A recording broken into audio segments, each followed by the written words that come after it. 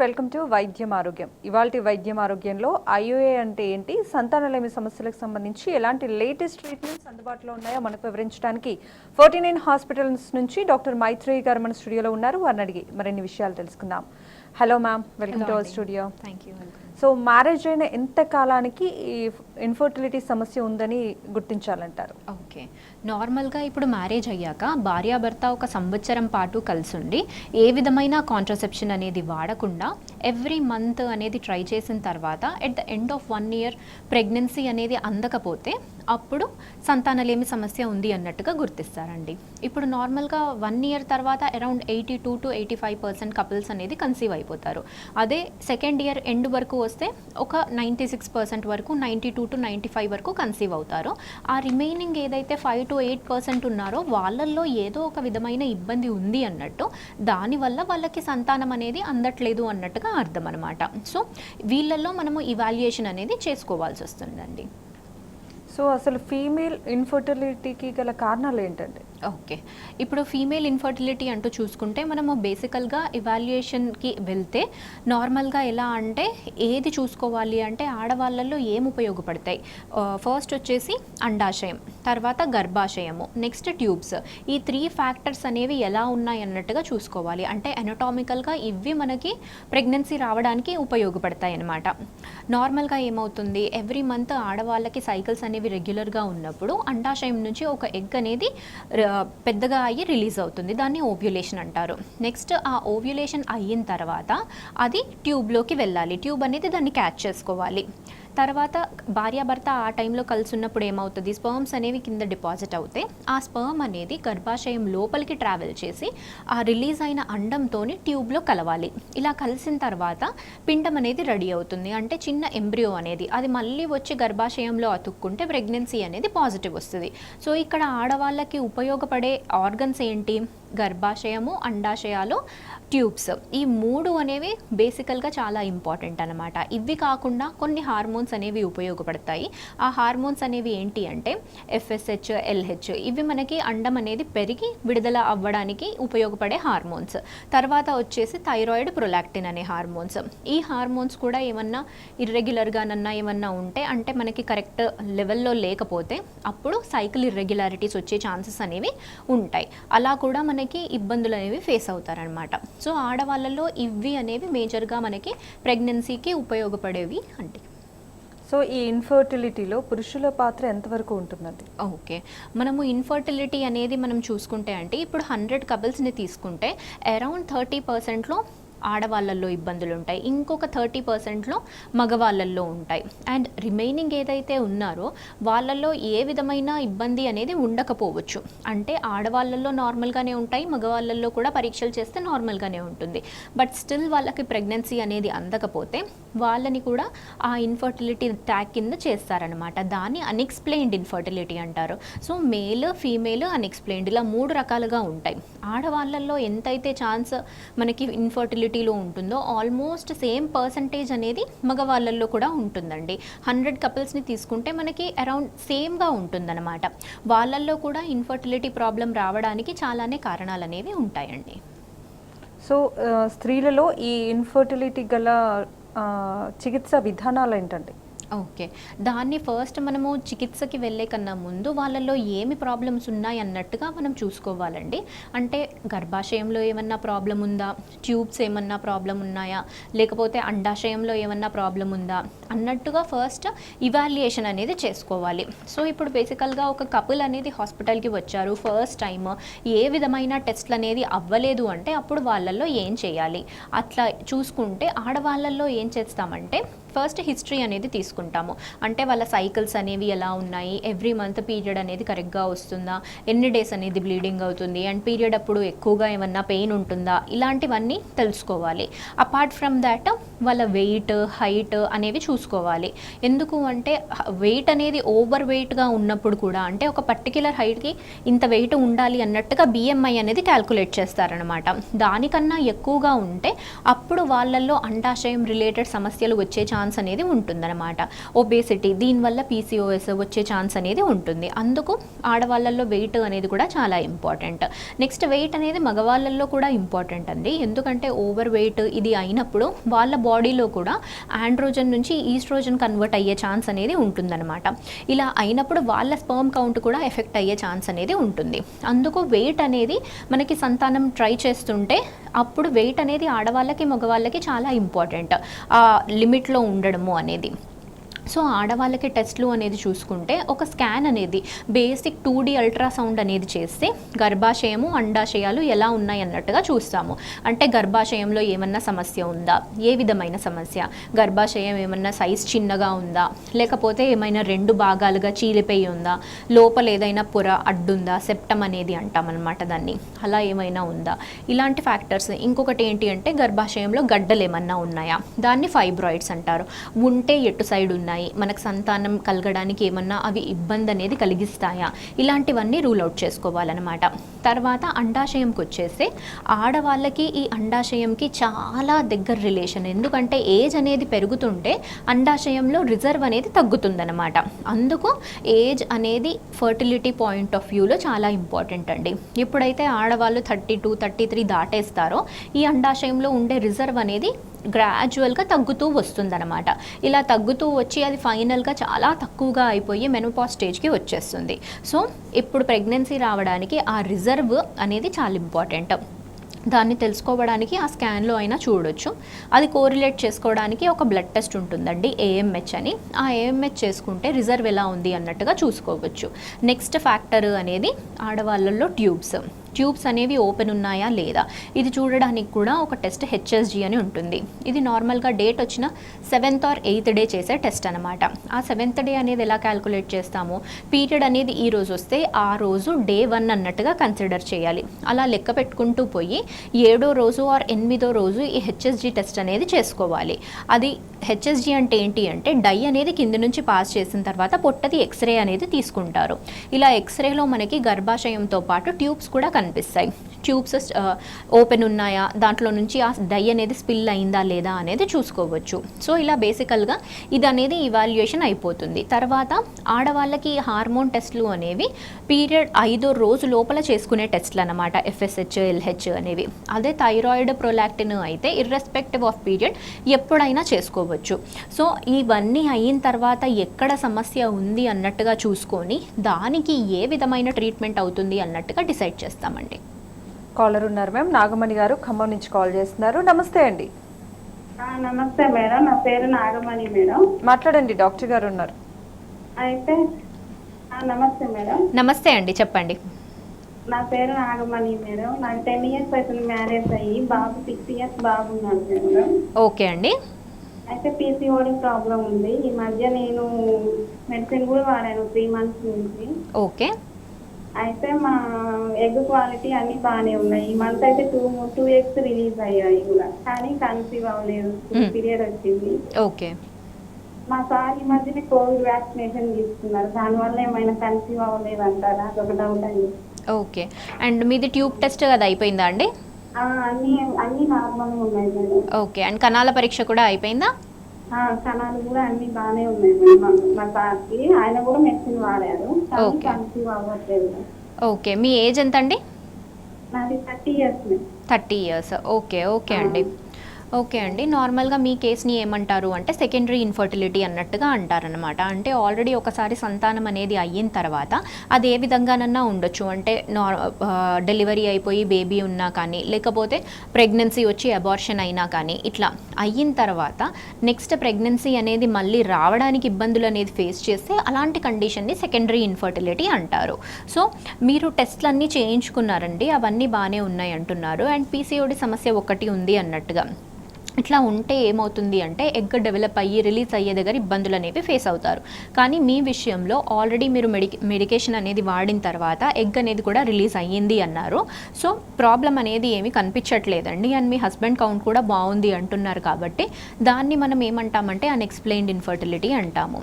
అంటే అండం అనేది పెరిగి విడుదల అనేది అవుతుంది, ట్యూబ్స్ అనేవి బాగుంటాయి, హస్బెండ్ కౌంట్ కూడా బాగుంటుంది. ఇలా ఏమవుతుంది అంటే ఈ 3 factors అనేవి కూడా నార్మల్గా ఉన్నప్పుడు ఇంట్లోనే ట్రై చేస్తే. అంటే బేసికల్గా అందరికి వచ్చే డౌట్ ఏంటి అంటే నేను మెడిసిన్ అనేది వాడేసుకున్నాను బట్ స్టిల్ నాకు ప్రెగ్నెన్సీ అనేది రాలేదు అని. ఇప్పుడు మీకు మెడిసిన్ అనేది వాడింది దేనికి? అండం అనేది పెరగడానికి, అది పెరిగి రిలీజ్ అవ్వడానికి మాత్రమే మెడిసిన్ అనేది వాడొచ్చు. దాని తర్వాత at the end of the day మళ్ళీ మీరు ట్రై చేసుకుంది అనేది న్యాచురల్గానే ట్రై చేసుకున్నారు. అంటే ఏమవుతుంది, ఒక్క సైకిల్లో ప్రెగ్నెన్సీ వచ్చే ఛాన్స్ అంటే కన్సీవ్ అయ్యే ఛాన్స్ అనేది 4 నుంచి 7% వరకే ఉంటుంది మీరు మెడిసిన్స్ వాడుకున్నా కానీ. మెడిసిన్స్ అనేది ఎందుకు వాడుతున్నారు? ఎగ్ డెవలప్మెంట్ని ఆగ్మెంట్ చేయడానికి ఈ మెడికేషన్ అనేది పెడుతున్నారు. అండ్ 5 years అయిపోయిన తర్వాత కూడా ఇంకా ప్రెగ్నెన్సీ అనేది రాలేదు కాబట్టి ఇలా న్యాచురల్గా ట్రై చేసుకోండి ఇంకొక 2-3 months అనేది. దాని తర్వాత కూడా రాకపోతే IUI అనే పద్ధతికి వెళ్ళండి. దాంతో సక్సెస్ అనేది ఇంకా కొంచెం పెరుగుతుంది. ఇప్పుడు న్యాచురల్గా ట్రై చేస్తే ఒక 4 to 7% అనేది మీకు ప్రెగ్నెన్సీ వచ్చే ఛాన్స్ అనేది ఉంటుంది. అదే IUI పద్ధతికి వెళ్తే అరౌండ్ 15 to 20% అనేది ప్రెగ్నెన్సీ వచ్చే ఛాన్స్ అనేది ఉంటుందండి. అండ్ మీరు ఇంకొక క్వశ్చన్ ఏం అడిగారంటే కోవిడ్ వ్యాక్సిన్ వేసుకున్నందుకు మీకు ప్రెగ్నెన్సీ అందలేదా అనేది. రెండిటికి ఏ విధమైన రిలేషన్ అనేది లేదండి. నార్మల్గా కోవిడ్ వ్యాక్సిన్ అనేది తీసుకోవచ్చు, దానికి ఏమీ ఇష్యూ అనేది ఏం లేదు. అండ్ దానివల్ల ప్రెగ్నెన్సీ అనేది రాకపోవడము ఇట్లా అయితే ఏమీ డాక్యుమెంటేషన్ అనేది ఏం లేదండి. కాలర్ ఉన్నారు మ్యామ్, రాజ్యలక్ష్మి గారు కొత్తగూడెం నుంచి కాల్ చేస్తున్నారు. నమస్తే అండి. నమస్తే అండి. మాట్లాడండి, డాక్టర్ గారు ఉన్నారు, మీ సమస్య ఏంటో చెప్పండి. నమస్తే మేడం. నమస్తే అండి. మా పాపకి IUI చేపించామండి ఖమ్మంలో. ఓకే. 2 సార్లు 3 సార్లు చేపించాం మేడం. ఓకే అండి. అయితే ఏం సంతానం ఇంకా రాలేదు మేడం. వాళ్ళు అత్తగారు వాళ్ళేమో చేపించి తీసుకుపోయి ఉన్నారు. అయితే ఏమీ నమ్మట్లేదు మేడం. ఓకే. మరి IUI చేపించినా కూడా దేనికి సంతానం కలగట్లేదు మేడం. ఓకే. అండ్ మీ అమ్మాయి ఏజ్ ఎంత అండి? 41 వచ్చేసింది మేడం. అమ్మాయి ఏజ్ 41 అండి? అవునండి. చేపించి కూడా 4 ఏళ్ళు అయిపోయింది మేడం. IUI చేపించి కూడా. ఆహా, ఓకే. అంటే వేరే టెస్ట్లన్నీ అయిపోయాయండి? ట్యూబ్ టెస్ట్, భర్తది కణాల పరీక్ష? మరి IUI ఎట్లా చేశాడు మేడం తెలియదు. మరి కానీ అది టెస్ట్ చేసి చేశారు. ఓకే. ఓకే అండి. ఓకే అండి. ఇప్పుడు నార్మల్గా మనకి IUIలో సక్సెస్ రేట్ అనేది 15 to 20% ఉంటుందండి. అంటే ఏంటి 15 to 20% అంటే 100 కపుల్స్కి చేస్తే 100 మంది కపుల్స్కి చేస్తే అరౌండ్ 15 to 20 మందికి మాత్రమే పాజిటివ్ అనేది వస్తుందన్నమాట. ఇప్పుడు మనము IUIలో పెద్ద ట్రీట్మెంట్ అనేది ఏం చేయడం లేదు.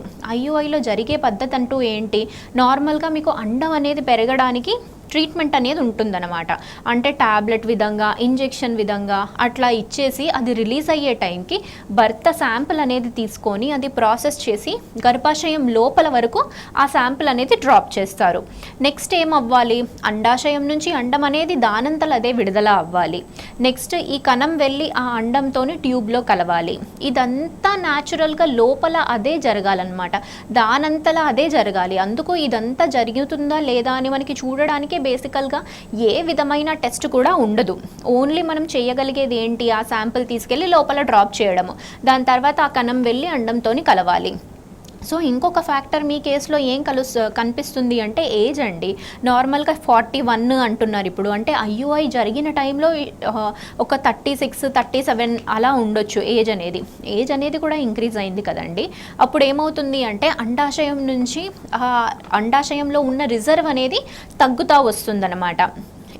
అది ఎలా మనం తెలుసుకోవచ్చు అంటే బేసికల్గా ఒక స్కాన్ చేసినప్పుడు ఒక్క అండాశయంలో ఎన్ని నెంబర్ ఆఫ్ ఫాలికల్స్ ఉన్నాయి అనేది చూసుకోవచ్చు. అండ్ అదే కాకుండా ఒక బ్లడ్ టెస్ట్ ఉంటుందండి, AMH అని. ఆ AMH అనేది చేయిస్తే తను మీ అమ్మాయి అనేది టెస్ట్లు అనేది చేయించుకుంటే ఆ రిజర్వ్ ఎంత ఉంది అన్నట్టుగా చూసుకోవచ్చు. ఇప్పుడు ఏంటి 41 అంటే తనకి టైం అనేది కూడా చాలా క్రూషియల్. ఇప్పుడు తర్వాత ప్రెగ్నెన్సీకి నిదానంగా ట్రై చేసుకుంటాను అన్నట్టుగా ఉండదు. IUI పద్ధతి కూడా అయిపోయింది, ఆల్రెడీ 3 cycles అయ్యింది. దాంట్లో మనకి సక్సెస్ అనేది రాలేదు కాబట్టి నెక్స్ట్ IVF పద్ధతి సజెస్ట్ చేస్తారండి. అది కూడా బేసికల్లీ తన అండాశయంలో ఎంత రిజర్వ్ ఉంది, IVFలో కూడా ఏ పద్ధతి చేయాలి అనేది ఒకసారి డాక్టర్ని కన్సల్ట్ అయితే మీకు కరెక్ట్గా చెప్తారండి. లక్ష్మి హైదరాబాద్ నుంచి కాల్ చేస్తున్నారు. నమస్తే అండి. హలో. నమస్తే అండి, మాట్లాడండి, డాక్టర్ గారు ఉన్నారు, మీ సమస్య ఏంటో చెప్పండి. హలో అండి. మేడం నాకు మ్యారేజ్ అయ్యి 5 నెలలు అవుతుంది. 5 నెలలు. ఓకే. పీరియడ్స్ కంటిన్యూగా వస్తున్నాయి. ఈ మధ్య గత నెలన్నర నుంచి రావట్లేదు మేడం. ఓకే. ప్రెగ్నెన్సీ టెస్ట్ ఏమైనా చేసుకున్నారా అండి? చేసుకున్నాం మేడం, నెగిటివ్ వచ్చింది. ఓకే. నార్మల్గా మీ సైకిల్స్ అనేవి రెగ్యులరేనా లేకపోతే ఇప్పుడు ఇర్రెగ్యులర్ అయ్యాయండి? మేడం ముందు రెగ్యులర్గానే ఉన్నాయి. ముందు రెగ్యులర్ గానే వస్తున్నాం మేడం. ఓకే. మీ ఏజ్ ఎంత అండి? 3 మేడం. ఓకే. అండ్ మీ వెయిట్ ఎంత ఉంది? నా weight madam 60 madam. 60. Okay. Height అండి? అయితే మేడం 5'4" మేడం. 5'4". ఓకే అండి. అండ్ ఈ సైకిల్స్ ఇలా కాకుండా వేరే ఇబ్బందులు ఏమన్నా ఉన్నాయా మీకు ఇంకా? ఏం లేవు మేడం. ఓకే. ఓకే అండి. నార్మల్గా కొన్నిసార్లు పీరియడ్స్ అనేవి ఇర్రెగ్యులర్ అయ్యే ఛాన్స్ ఉంటుంది. సో మీరు చేయాల్సింది ఏంటి అంటే ఒక్క బ్లడ్ టెస్ట్ అని చేయించుకోండి. థైరాయిడ్, ప్రొలాక్టిన్ అనే హార్మోన్స్ కూడా ఏమన్నా కొంచెం అప్ అండ్ డౌన్ అయినా కానీ పీరియడ్లో ఇర్రెగ్యులారిటీ వచ్చే ఛాన్స్ అనేది ఉంటుంది. సో ఆ బ్లడ్ టెస్ట్ అనేది ఒకసారి చేయించుకోండి. అండ్ అదే కాకుండా ఒక్కసారి ఒక చిన్న స్కానింగ్ అనేది 2D అల్ట్రా స్కానింగ్ అనేది తీసుకోండి. ఇలా తీసుకుంటే మీ అండాశయాలు ఎలా ఉన్నాయి, ఏమన్నా PCOS ప్యాటర్న్ ఉందా అన్నట్టుగా చూసుకోవచ్చు. ఎందుకు అంటే మీకు ఇర్రెగ్యులర్ సైకిల్ అయ్యింది కాబట్టి ఇలా ఏమన్నా ఫీచర్ ఉందా అన్నట్టుగా ఒక్కసారి రూల్ అవుట్ చేసుకుంటే బెటర్ అండి. ఇవన్నీ ఏం లేకపోతే నార్మల్గా మీ ప్రెగ్నెన్సీ టెస్ట్ కూడా నెగిటివ్ ఉంది కాబట్టి ఒక చిన్న ట్యాబ్లెట్ అనేది పెడతారండి. ఈ ట్యాబ్లెట్ అనేది వాడిన తర్వాత ఒక 7 to 10 days లోపల డేట్ అనేది వస్తుందండి. సో మీరు ఫస్ట్ ఈ బ్లడ్ టెస్ట్ అనేది చేయించుకొని ఒక స్కాన్ అనేది చేయించుకోండి. దాని తర్వాత డాక్టర్ని ఒకసారి కన్సల్ట్ అవ్వండి. దాన్ని బట్టి మీకు మెడికేషన్ అనేది చెప్తారండి. కాలర్ ఉన్నారండి, అనిత సంగారెడ్డి నుంచి కాల్ చేస్తున్నారు. నమస్తే అండి. నమస్తే మేడం. మాట్లాడండి, డాక్టర్ గారు ఉన్నారు. నా పేరు అనిత అండి. నాకు మ్యారేజ్ అయి 10 years అవుతుంది. ఓకే అండి. అయితే ఒక పాప ఉంది, 6 years ఉంటుంది. పాప తర్వాత మళ్ళీ 2.5 years కి అబార్షన్ అయింది మేడం. ఓకే. 3 times అబార్షన్ అయింది మేడం. హలో, యా చెప్పండి అనిత గారు. అదే 3 times అబార్షన్ అయింది మేడం. అబార్షన్ అయ్యి కూడా మళ్ళీ 1.5 years అవుతుంది, మళ్ళీ ప్రెగ్నెన్సీ రాలేదు. ఓకే. మీ ఏజ్ ఎంత ఉందండి? 26 years మేడం. 26 years. ఓకే. అవును.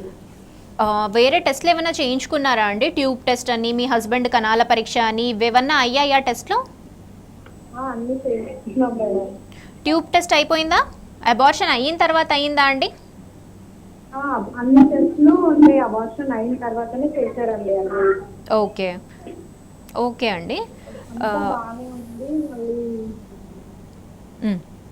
అయితే ప్రెగ్నెన్సీ అనేది రావట్లేదు.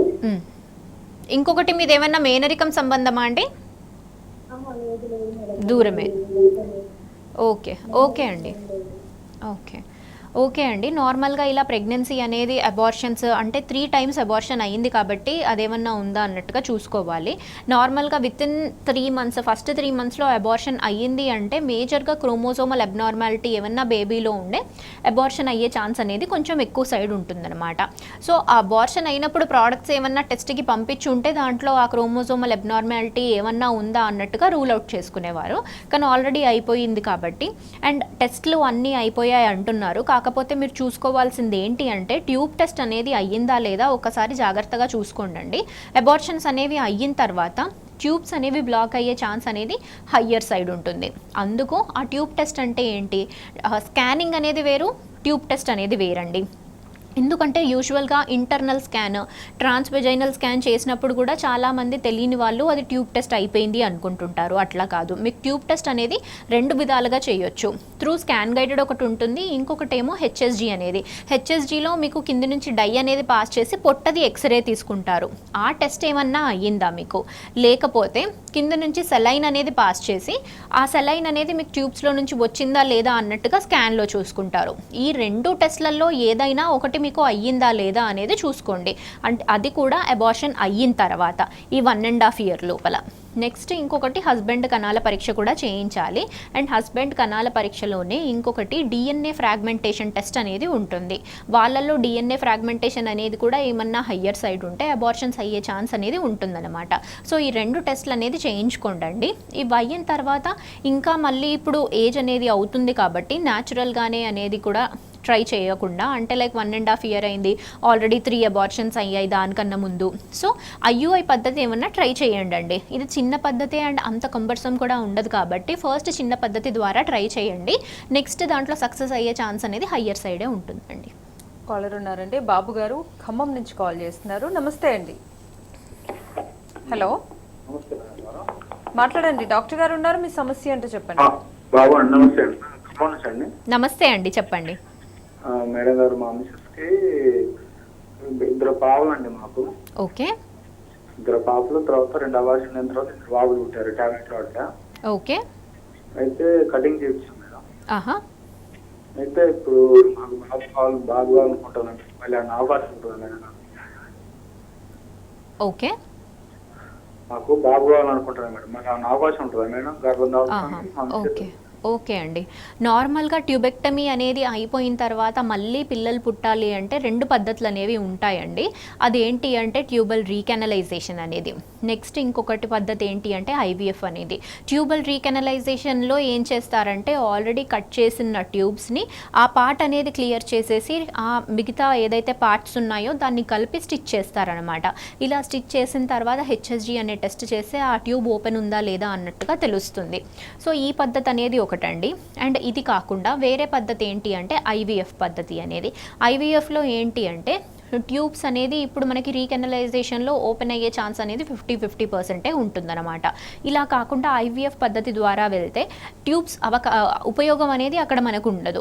అండాశయం నుంచి అండాలు అనేది బయటికి తీసుకొని స్పర్మ్తో కలిపి బయట ఎంబ్రియో అనేది రెడీ అయిన తర్వాత దీన్ని తీసుకెళ్ళి గర్భాశయంలోకి ట్రాన్స్ఫర్ చేస్తారు.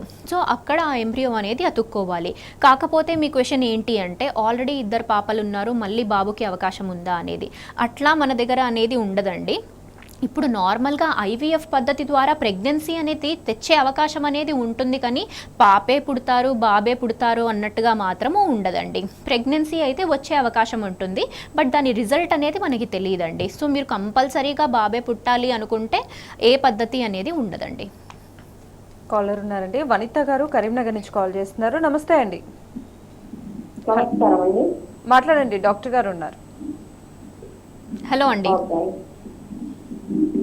హలో. మేడం, యా చెప్పండి వనిత గారు. మేడం మేము నయని మేడం దగ్గర ట్రీట్మెంట్ తీసుకుంటున్నాం కరీంనగర్లో. ఓకే. ఐయుఐ చేయించుకోమని చెప్పారు. ఓకే అండి. 3 times అబార్షన్ అయింది మేడం. ఓకే. మళ్ళీ ఐయుఐ చేయించుకుంటే ఏమైనా ప్రాబ్లం ఉంటుందా అని డౌట్ వస్తుంది. ఓకే అండి. మీ ఏజ్ ఎంత అండి? థైరాయిడ్ ఉందండి, 28 years. 28. ఓకే, థైరాయిడ్ ఉంది. ఇంకా మీ పీరియడ్స్ ఎలా ఉన్నాయండి? రెగ్యులర్గా ఉంటాయా? రెగ్యులర్గా ఉంటాయండి. రెగ్యులర్గా ఉంటాయి. అండ్ ట్యూబ్ టెస్ట్ అయిందా అండి మీకు? టీవీఎస్ స్కాన్ అయింది. అట్లా కాకుండా ట్యూబ్ టెస్ట్ అనేది ఉంటుందండి. అది పీరియడ్ వచ్చాక 7th or 8th day చేసే టెస్ట్ అనమాట. Okay. Okay. And me husband అది సెమెన్ అనాలిసిస్ అయిందా అండి? కణాల పరీక్ష కౌంట్ ఏమన్నా తక్కువ ఉందన్నారా అండి? మోటిలిటీ. ఓకే. ఎంత పర్సంటేజ్ ఏమన్నా గుర్తుందా మీకు? 5.7 మోటిలిటీ. ఓకే అండి. ఇప్పుడు ఐయుఐ పద్ధతిలో ఏంటి అంటే మనకి ఐయుఐ పద్ధతి అనేది చేసుకోవాలంటే కౌంట్, మోటిలిటీ, మార్ఫాలజీ ఇంత ఉండాలి అన్నట్టుగా ఉంటుంది. అండ్ హస్బెండ్లో ఈ ప్రాబ్లమ్స్ ఏమన్నా ఉంటే డబుల్ ఐయుఐ అన్నట్టుగా చేస్తారనమాట. అంటే ఏంటి, మీకు ఎగ్ రిలీజ్ అవ్వడానికి ఇంజెక్షన్ ఇచ్చిన తర్వాత నెక్స్ట్ 24-48 అవర్స్కి 2 times ఐయుఐ అనేది చేస్తారు. దాంట్లో ఏమవుతుంది అంటే హస్బెండ్ కౌంట్లోనన్నా మొటిలిటీలోనన్నా ఏమన్నా ఇష్యూ ఉంటే అప్పుడు ఈ ఐయుఐ పద్ధతి అనేది చేసుకోవచ్చండి. కాకపోతే మీ కేసు ఒకటి ఏంటి అంటే మొటిలిటీ అనేది కొంచెం తక్కువ సైడే అన్నట్టుగా చెప్తున్నారు. సో దీంట్లో మీరు ఐయుఐ అనేది ఎక్కువ సైకిల్స్ అనేది ట్రై చేసుకోవడానికి ఉండదండి. మీ ఏజ్ తక్కువ ఉన్నా కాకపోతే ఈ కౌంట్ అనేది మొటిలిటీ అనేది తక్కువగా ఉంది కాబట్టి సో తక్కువ సైకిల్స్ ఈదర్ 1 or 2 cycles అలా ట్రై చేసుకొని నెక్స్ట్ అవ్వకపోతే ఐవీఎఫ్ పద్ధతికి అనేది వెళ్ళాల్సి వస్తుందండి. ఓకే. సంతానలేమి సమస్యలకు సంబంధించి చాలా వాల్యుబుల్ ఇన్ఫర్మేషన్ తెలియజేశారు ma'am. Thank you so much అండి. వెల్కమ్ అండి. ఇది ఇవాల్టి వైద్యం ఆరోగ్యం. Stay with